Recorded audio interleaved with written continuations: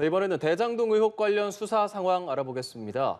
화천대유 대주주 김만배 씨 구속영장을 검찰이 다음 주 중 청구할 걸로 보입니다. 네, 주말에도 검찰은 관련 수사를 이어가는 모습인데요. 서울중앙지검에 나가 있는 취재 기자 연결합니다. 곽준영 기자. 네, 당초 이번 주 초중반쯤 이뤄질 것으로 예상됐던 김만배 씨의 구속영장 청구, 일단 다음 주로 미뤄진 상황이라고 볼 수 있습니다. 검찰은 주말에도 김 씨의 주요 혐의 다지기에 주력하는 상황인데요.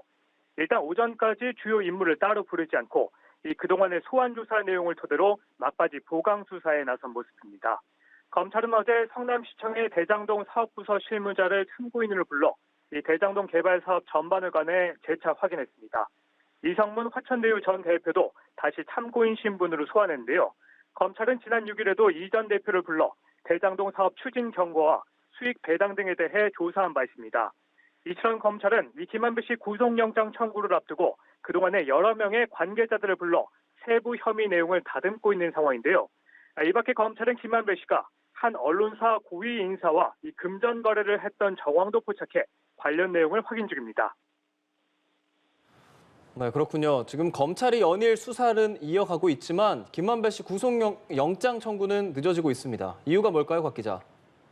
네, 일단 검찰의 입장에선 김 씨의 구속 수사가 한 차례 불발된 이후 다시 영장을 청구하는 상황인 만큼 부담감이 클 것으로 보입니다. 무엇보다 영장이 지각된 지 벌써 보름가량이 지났지만 여전히 결정적 한방이 없는 것 아니냐는 해석이 나오는데요. 우선 김만배 씨가 유동규 전 본부장에게 주기로 했다는 700억 원은 정영학 회계사 녹취록 외에 뚜렷한 증거가 없을 것이라는 분석이 나오고 있습니다. 검찰은 김 씨에 대한 가장 최근 조사에서 이 녹취록 중 일부를 처음으로 들려주며 일휴익을 추궁하는데 긴 시간을 할애한 것으로 파악됐습니다. 곽상도 의원 아들에게 건넨 50억 원도 뇌물로 보고 있지만 대가성 입증에 난항을 겪고 있는 것으로 보입니다. 전남 수사팀은 이 곽 의원의 아들을 최근 또다시 불렀으나 정작 곽 의원에 대한 조사는 아직까지 없는데요. 그제 김만배 씨 소환 조사에서도 이 부분에 대한 직접적인 조사는 하지 않았던 것으로 알려졌습니다. 앞서 검찰은 김 씨가 대장동 사업으로 성남시에 1,000억 원대 손해를 입혔다고도 판단했습니다. 하지만 공범으로 본 유 전 본부장 기소된 배임 혐의를 제외한 만큼 이 배임을 적용하는 데 있어서 고민이 클 것으로 보입니다.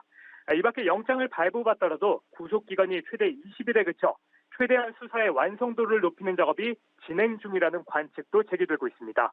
지금까지 서울중앙지검에서 연합뉴스TV 곽준영입니다.